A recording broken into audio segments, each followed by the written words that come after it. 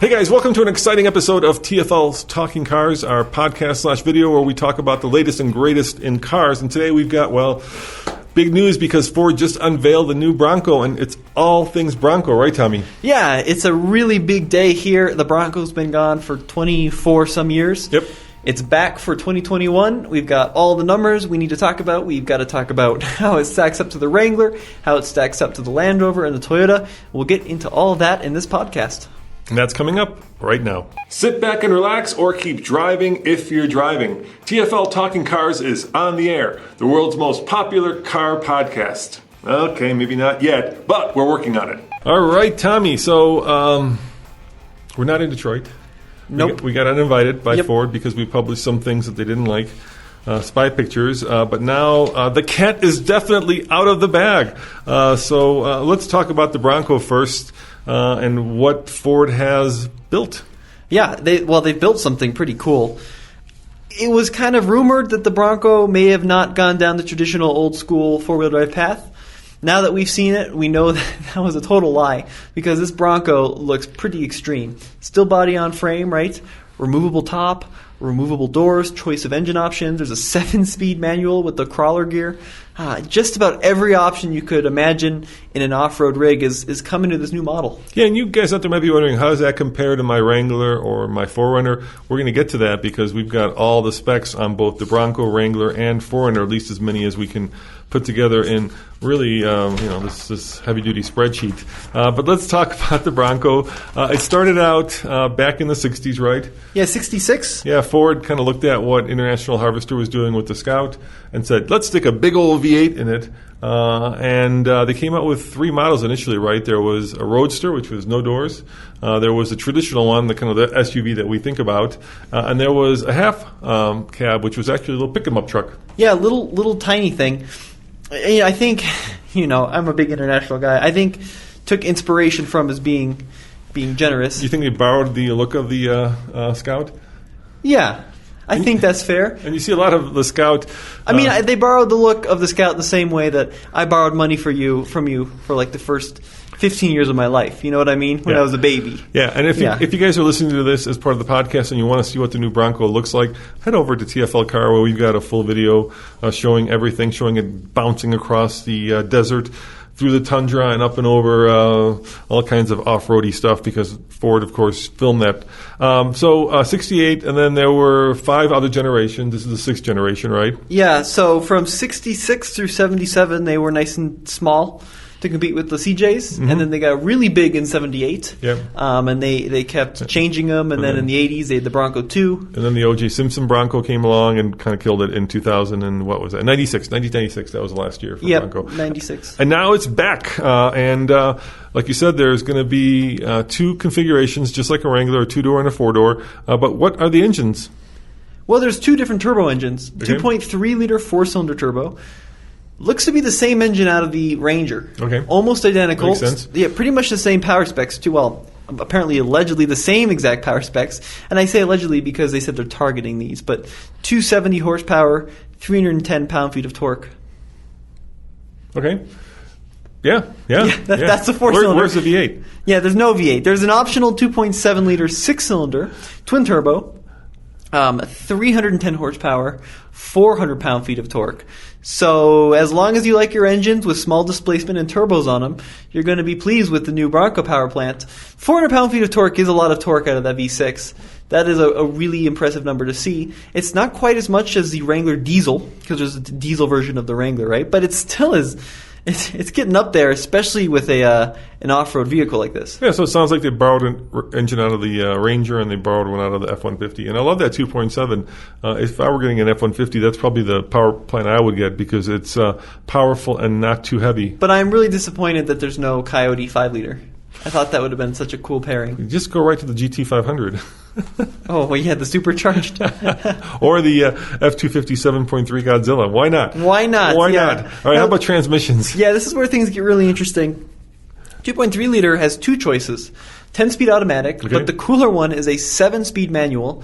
It operates like a normal 6-speed, but there's a crawler gear or a grinding gear. Yep. And that's for, pulling stumps crawling over the biggest boulders you could imagine. That's the gear that's going to go anywhere you want it to at about 0.3 of a mile an hour. It sounds like it needs a power takeoff, so you can like run a sawmill in your spare time. Yeah. Or like a trench digger. Yeah. Does it have that? No, it doesn't. No, it doesn't have power takeoff. But the manual transmission is only available on the smaller engine. Yeah. So if you want the big V6, you can't have the stick. And we've had a lot of experience with the 10-speed automatic, and it's a good transmission. Yeah, it's really good. It's smooth. Yeah. And it's a good pairing in like the Ranger. Yeah, so gives good fuel economy numbers. By the way, we don't know those on the Bronco yet, so don't. If you're expecting fuel economy numbers, you might as well just skip to the end because we're not going to give you any because Ford didn't release any. Yeah, so construction-wise, body on frame. Yep. And I actually have the quote here on my phone. Okay. From Ford. It is, are you ready? Yeah. Based on a revised version of, quote, the global mid-sized truck architecture. Yeah, so basically a Ranger. Basically, yeah, it's a similar platform to the Ranger. Not a bad thing, body on frame, but it does mean that solid axle in back, independent suspension in the front. Yeah, that's the biggest difference really between it and a lot of other vehicles out there, specifically the Wrangler. But before we get to that comparison, let's keep going down kind of what else is new with the Bronco. It's got a 2-speed transfer case, of course, and an optional 4A setting. What does that 4A mean? A couple different four-wheel drive options. So the high-end models come with a setting where it'll go in between 2 high and 4 high, depending on the situation. So that's great for like cold weather environments. Jeep has a similar system on their Select Track, but you stick it in auto and just let it do its work. The low range is across the board, it looks like, but there's a couple of different gear ratios. Dana 44 rear axle. Independent front suspension. Yep. 5-link coil spring rear suspension on the rear. Very, very good stuff. Yeah, and for all of you who are not like into suspension, there's a big raging debate out there in the off-road community as to what's better. And it's been exemplified by Toyota versus Wrangler, right? Because Wrangler has always had solid axles and Toyota has had independent suspension in the front. And now we've got Bronco entering the fray with their independent front suspension. And so we'll see. That's one of those things that unless you're out there on the trail where you've got two obstacles that are very similar, it's a hard argument to have just sitting here talking. Well, the really, really old 4Runners had solid axles. Yeah, it's true. You know what I mean? So it's older technology. It's very old technology, but it works. It's very, very effective technology. What's available Spicer electronic differential locks front in here? What's a Spicer? Well, that's a company that's building the E-locks apparently for the Bronco. Yeah, this is super cool. Front and rear locking diffs. One of only a few vehicles. You've got Power Wagon, Wrangler, G-Wagon, ZR2, right? The Chevrolet ZR2. Yeah, that's it. That's pretty much all you can get from the factory with the front and rear locker. Of course, great for off-road, so you can lock all 4 wheels at the same speed. Great for going over really difficult terrain. And something that's interesting on the Bronco is an option for let me see if I can talk. Hydraulic stabilizer bar. Yeah, hydraulic is apparently too big of a word for my small IQ. Well, wait till you get the Sasquatch package. We'll talk about that in a sec. Now, this hydraulic stabilizer bar, unlocks the front end at low speed, so you get improved articulation. It's not the first ever vehicle to use like a sway bar disconnect on an independent suspension. Basically, it's trying to keep the wheels on the ground, right? Because once the wheel's in the air... Well, our Cayenne did the same thing. Did you know that? Yeah, I knew that. Yeah. It had the hydraulic sway bar. Yeah, once you're grabbing air, you're not going very far.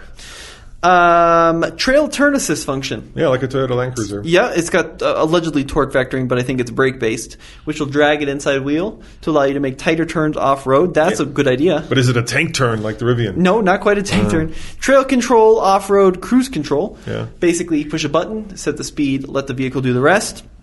7 different drive modes. Bunch of different drive modes. So let's guess at them. We guess at them. Well, they're listed. They're listed. What are they?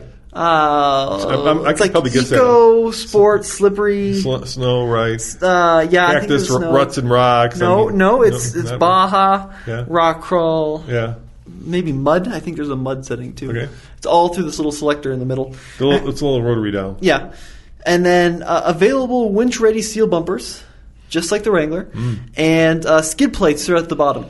You know, the thing about winch-ready bumpers, they never have the winch plate. You think like, hey, I've got a winch-ready bumper. I'll just go get the $1,200 winch without the winch plate, which is another like $800. It doesn't work. Well, the cool thing is that I shouldn't say Bronco. Ford is adding the winch plate. No, I don't know if they're adding the winch plate. That's a great question. They are working on up to 200 accessories for this vehicle already. So, they're going down that Mopar route where they want to keep you in-house for when it's time to upgrade? Upgrade, yep. Well, that's smart. Why give it to all the off-road aftermarket people when you can do it yourself? But that doesn't mean the off-road aftermarket people won't do it, because you know how those guys are. So they work fast and furiously. Full skid plates. Yeah. Available rock rails, yep. which are supposed to take the full weight of the truck. Yeah. And then long travel Bilstein suspension dampers. And by the way, I think that there are now, 4 different suspension options you can get in 4 different products. So we should talk about that, right? Because Ford went with Bilstein. Mm-hmm. Wrangler and the Gladiator went with Fox. Yep. Toyota went with Fox. Yep. And then, of course, Chevy went with Multimatic. Yep, Multimatic. The DSSVs. And we should probably do a comparison of all 4 of those different types of shocks, because I'd be really curious, because it's getting to the point now where once upon a time, if you wanted like an upgraded radio, you would get the premium radio, right? And then they all became branded. So then you have like the Bose, the Mark Levinson, right? The name brands. And without an actual head-to-head test, it's really hard to say if a Fox is better than a Bilstein or a Multimatic. It would be really cool to actually and what I mean by that is take it down like a not just a rocky course, but a washboard road, right, where the thing really starts to heat up, and drive it hard and see which of them explodes and which of them doesn't. Yeah, that would be a really cool video. Yeah, maybe we'll look into doing that. Yeah. So let's talk about the different models. There are a lot of models, Tommy. Yeah, there's the base models called Base. Yeah. There's Big Bend, Black Diamond, Outer Banks, and then the off-roady one, Wild Track and Badlands.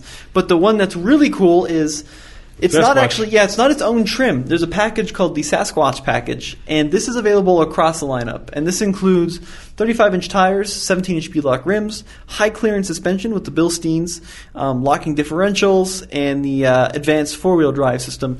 So what you could do is get the entry-level no-frills Bronco, and then click that little box for the Sasquatch Package, and get all the off-road gear. So this is such a great idea that you can, by simply just clicking an option code, you can have any trim you want with all the goodies that'll make it go anywhere. And you'll never see one of those in a dealer ever. I think you will. We just went through this with the Defender, right? So we wanted to get the least expensive, most off-road worthy Defender, because with Defender now, we can actually talk about that too, how it stacks up, but it's a much more expensive vehicle in a lot of ways. But we wanted to get the steel wheels, we wanted to get that non-leather interior, we wanted to get that third optional bench seat row, right? That's not the third row, the third seat that comes in the front, so it's like a bench seat. And we had to special order it, right? Because you can't buy it. All of the Defenders right now at the dealerships are the launch editions. They're in there on the low end. They're like $64,000. We've been looking around. A lot of the dealers are marking them up $5,000, $10,000. So now we're looking at $70,000, even $80,000 vehicles. And I think that's what's going to happen with the Bronco. You're not going to see a base Bronco with a Sasquatch package for $35,000. And speaking about pricing, what is pricing? It starts at $29,995, so about $30,000 for the two-door. Yeah. That's, of course, no options. That's pretty much all we know. Plus $14.95 for destination and delivery. I don't know if that's included. No, it's not. It's. I think it's on top of that. Oh, okay. So you're looking at $31,000. Yeah, and then the four-door is going to be more expensive on top of that. I think $35,000. Yeah, which is pretty comparable to the Wrangler. So the Wrangler starts at about $28,000. The four-door is a little bit less expensive, it looks like, than what the Bronco four-door is going to be. Mm-hmm. And deliveries are going to be in spring 2021, so you can reserve them starting today. Yeah. But if you really want to drive your new Bronco off the lot, it's not going to be for another few months. Yeah, if you want to drive your Bronco off the few months, you're going to have to get the Badlands. I think it comes with a Sasquatch package. That's going to be like a $55,000, $60,000 Bronco. Let's be real. Yeah, it happened with Wranglers, right? When they first came out, remember there was a launch edition Gladiator that suffered the same fate. It's become part of the automotive game now. Wait, there's actually, hang on, I've got my notes here. There's a first edition. Yeah, So that's of course, probably it's a going to first be the edition. one that you're going to end up with off the bat. You know what I mean? Yeah, and that's going to be expensive. Yeah, And, it will be.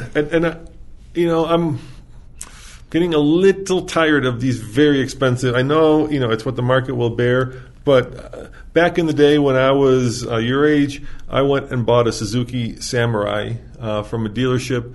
I was living in Chicago, and I had to fly down to Georgia, Atlanta, to actually buy it. You know why I bought it? Why? Because I was in graduate school. I had no money in the car. Guess how much the little Samurai cost? Like $7,000. Exactly, $7,000. Yeah. Where is that vehicle? Well, it Is it doesn't the Bronco exist. Sport, maybe? Yeah, I mean that's going to be the more affordable. But the problem with the Bronco Sport is it doesn't have a 2-speed transfer case, right? Whereas the Samurai did. So the Bronco Sport, which by the way we also have a video on over at TFLnow, Andre did a hell of a good job talking about that, is basically a competitor to the RAV4 Adventure or the Cherokee or maybe the Compass. Yeah, it's a kind of a different league. If you want an old school off-roader for cheap, you got to go to the used market now. There's just nothing that to me is really the opportunity, affordable. right? I agree. In Europe, you've got the Jimny. Yep. Yeah. I mean, I think the difficult You've got thing. the Dacia. Yeah, the Duster. The difficult thing that these manufacturers have to deal with is they've got such Greed. Greed for sure, but they also have stringent crash requirements. So, like a Jimny, they're killing it in Europe too now. Have you read that?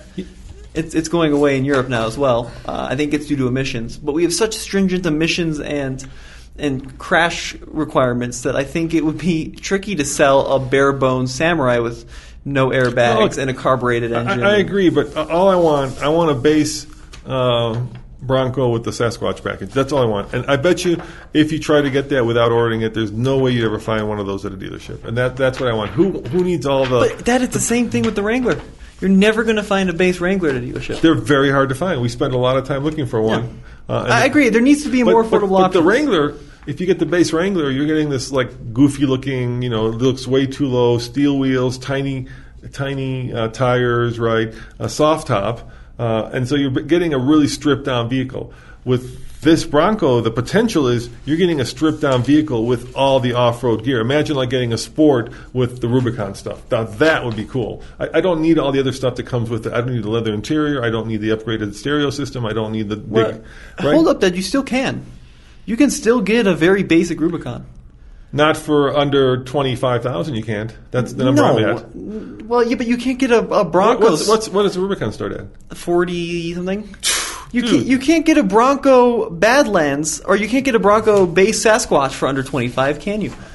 Yeah, but we don't know what the Sasquatch package is, but the base, if it starts at 30, right? Yeah. And then you put the Sasquatch package on top, but how much can that be? It's not going to be 15. It's not going to be 45,000. It's going to be, I think, $5,000 or $6,000. Okay, so you're at 35. That's still pretty good. I think that is still something I would be willing to pay for. I don't want the power sliding roof. I don't want all the bells and whistles in my off-roader. I just want all the off-road gear without any of the luxury gear. And that's what we try to do with the Defender when we try to order it. And that one came out even ordered that way, right? With just ticking the boxes for the off-road stuff. That one came out at $64. I'm looking up the Wrangler here. How much a two-door... Well, while you do that, let's talk about how the Wrangler compares to the Bronco and to the 4Runner. Oh, I was wrong. $38,000 for a Wrangler two-door Rubicon. Can you find that? Yeah, you can order one. Uh-huh. You're not going to find a base Sasquatch in the lot, like you said, Dad. Anyway, we'll leave that for the market to sort out, or maybe you guys, maybe somebody out there will be ordering one of those. So let's talk about the Bronco versus Rubicon versus 4Runner. Now, we picked these three vehicles to compare, and we got, if you're looking at this on video, you'll see we've got all the numbers to tell you just how off-road worthy they will be, and we'll go into those in a second. But you may be wondering why those three. Well, because the Bronco and, of course, the Rubicon, Wrangler, the Wild Track and the Rubicon, they just head-to-head match up. And, of course, the 4Runner is in the price category, and it's one of the perennial bestsellers. So, sure, I mean, we could have thrown in a G-Wagon, starts at $125,000, right? Probably wouldn't be. We could have thrown in a Defender. The one we bought was the cheapest. It was like $60,000. So, price-wise, these do compete. And I think the other thing we need to talk about is that to take some of the spotlight away from Ford's big unveiling. Jeep just announced a new concept vehicle. You want to tell about that? Yeah, it's a Wrangler Rubicon 392 concept. So they took a Wrangler, they gave it a little bit of a lift, they put in this big old 6.4 liter Hemi, and they sent it on its way. It's worth noting this is a concept. They'll build it.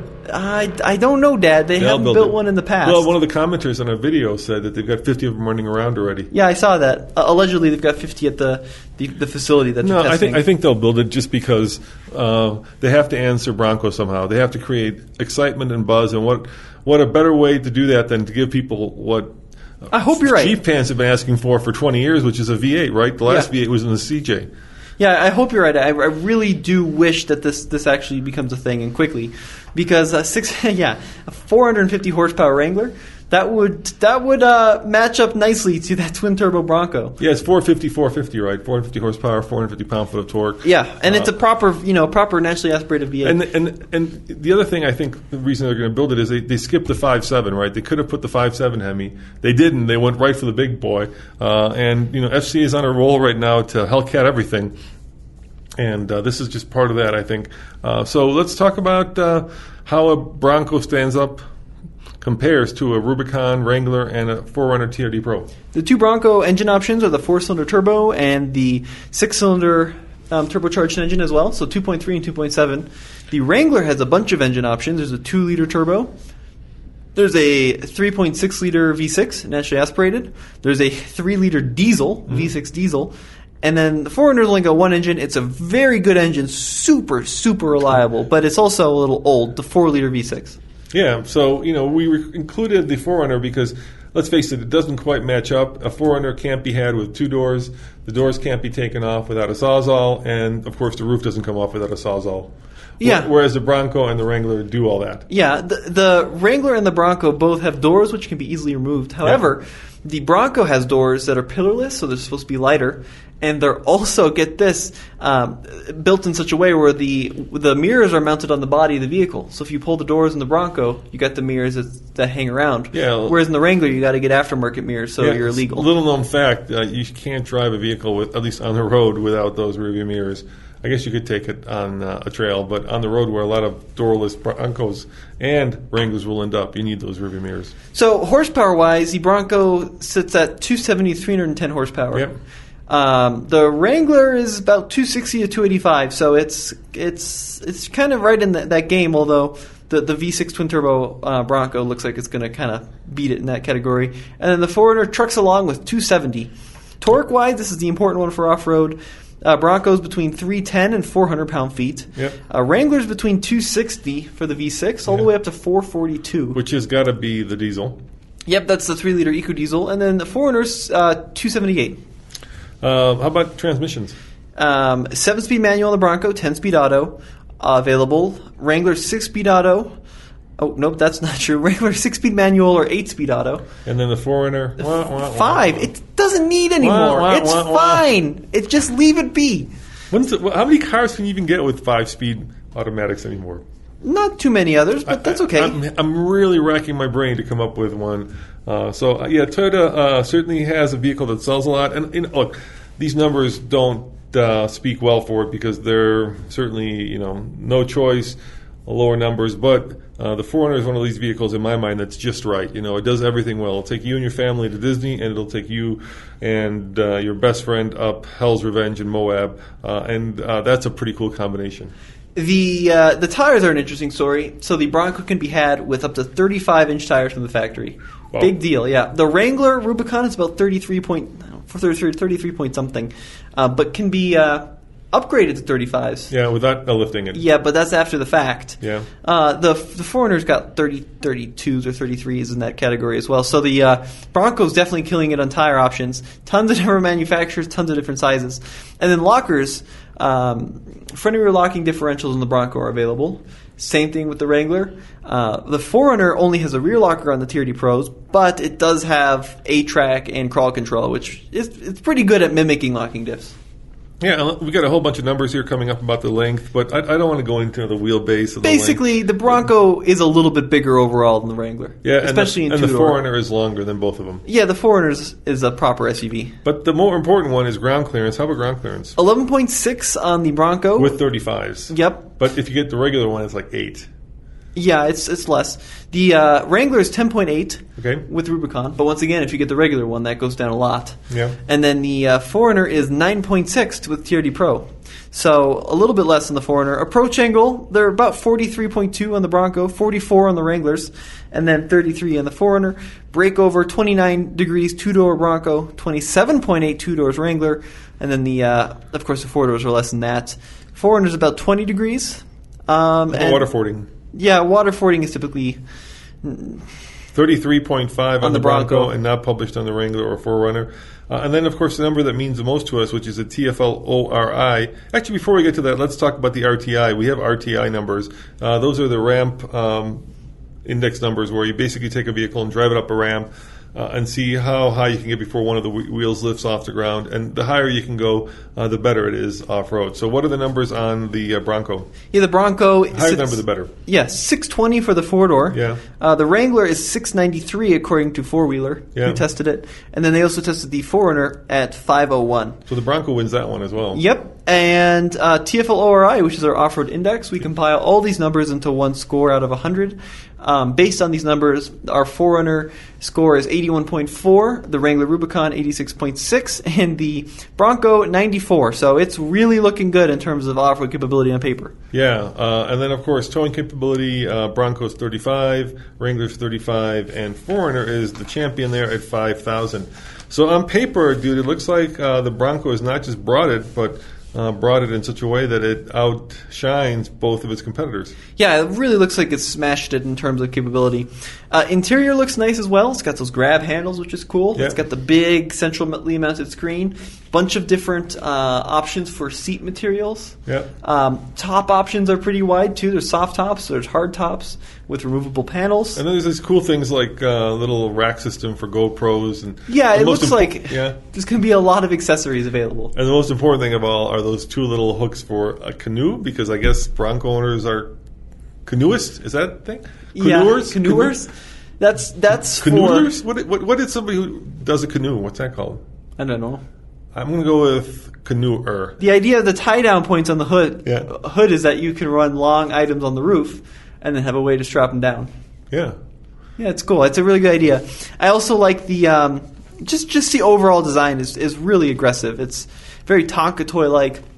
A lot of retro throwbacks to the original Bronco from 1966. Yep. So I'll be curious to see if, in fact, they do come out with a pickup version to challenge the Gladiator. It's been rumored that we'll see one in 2024. Whether or not that actually exists is another question. Yeah. With Jeep now hinting strong that there's going to be a V8-powered Wrangler, do you think that the Ford will answer at some point with its own V8-powered Wrangler? I mean, they've got the 7.3-liter they could stick into it. They've got the GT500 engine they could stick into it. That's competing with the Hellcat Wrangler. I mean, I'm just living my dream right now. So, or am I being, is Cafe Numbers not going to allow any of this? I honestly have no idea. I think we should focus on the numbers that we do have versus speculating, because I just think it's too far out to know what Ford's going to respond with. Yeah, and what else is far out is the Bronco. I mean, April, dude, good God. This has been the slowest launch of any vehicle that I have seen in the last 10 years. But it was worth the wait. It's really cool. Let's save judgment until we can't get behind the wheel. At this point, with Ford not allowing us to go to the... I'm telling you, Dad, it's going to be awesome. It's going to be a really cool vehicle. I love that you can pull the doors off, too, put them in the rear of the four-door. I think they went all out on this. It's something really special. So I'm excited to see that Jeep's going to have to respond now, and that we're going to see a lot more competition in the marketplace. So how many Jeep owners do you see trading in their Wranglers for Broncos, and how many 4Runner owners? Do you see a lot of that? I don't think you're going to see that many 4Runner owners. Yeah. Because someone who buys a 4Runner buys it because it's super dependable, really roomy.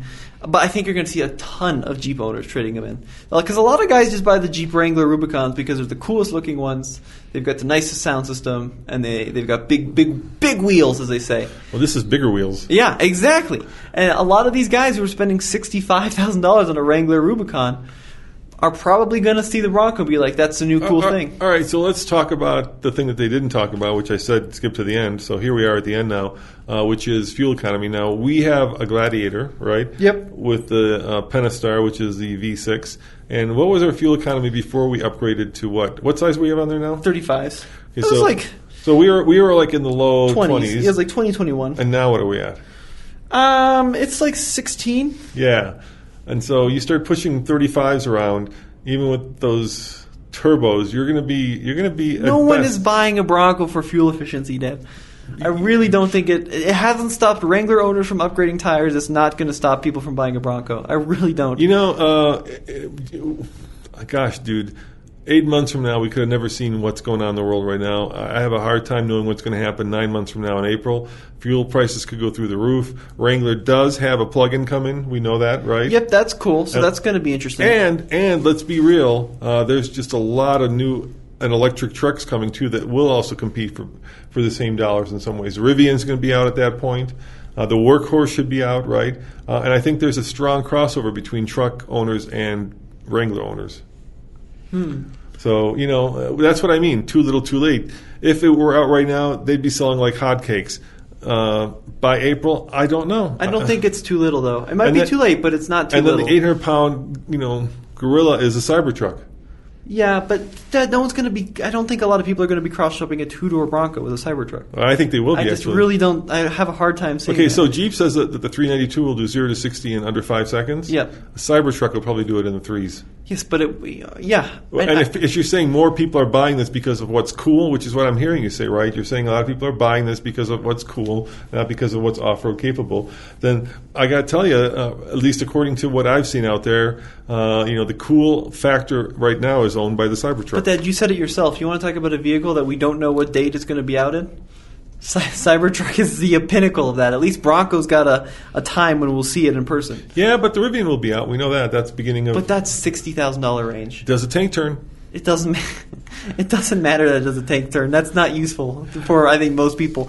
Overall, though, you're on the trail and you just go, just do a straight. Never have wanted to do that. Really? It tears up the environment like crazy. It's really bad for the vegetation. Yeah, no, I'm no interest. What if you're in the sand, okay? Okay, yes. You're in the sand in Moab. I tried taking you to the sand dunes, and you didn't want to go, was what happened with that. You did not want to go to the sand dunes, so I don't want to hear you about sand. When we went to Moab, I was like, we should go to the sand dunes. And you're like, I don't want to go to the sand dunes. Let's go to Moab. We missed the sand dune opportunity. No, wait, whoa! I don't think I've never said I don't want to go to the sand dunes. I think I said we should probably go do this because it's closer and we know where it's at versus going to the sand dunes, which we didn't know. I know where it's at. I've been there. I know where the sand dunes are at. Yeah. But I do wish they had an electrified version of the Bronco. I think that is coming. Hopefully, I imagine there's a hybrid version of the F-150. But whether it's going to actually make its way into the Bronco, we don't know. I imagine that they had planned for that, right? Because this is going to be an architecture that's around for a long time. So, look, I agree with you. The Bronco, at least what we're seeing on paper, is pretty badass. Ford took it seriously. They took on both 4Runner and Wrangler head-on. But the proof is always in the pudding. Numbers are one thing, and actually getting out on the trail and seeing what it does is a whole other thing. And let's not forget that there's a huge built-in community for Jeep because Jeep has had the aftermarket support now since the Second World War, basically, right? Yeah, I agree that the Jeep community is awesome, and there's a lot of love for that community. I like that community a lot. Yeah. But I have been watching my Jeep page, and people are really excited on the page for the Bronco. They are really a lot of buzz going on about it. Yeah, I think that's what the Bronco has going for it. It's new, right? People love what's new, and the question will be, after that, the shine comes off the apple.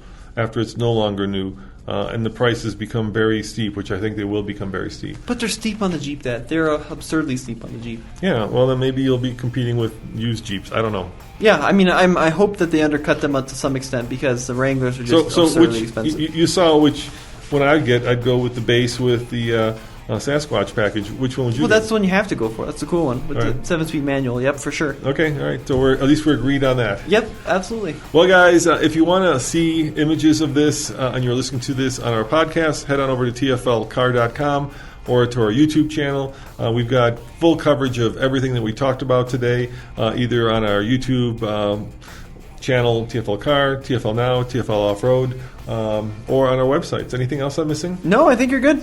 All right, guys. Remember, head over to TFL Car for news, views, And real-world reviews. and thanks for listening. Really appreciate it. Ciao.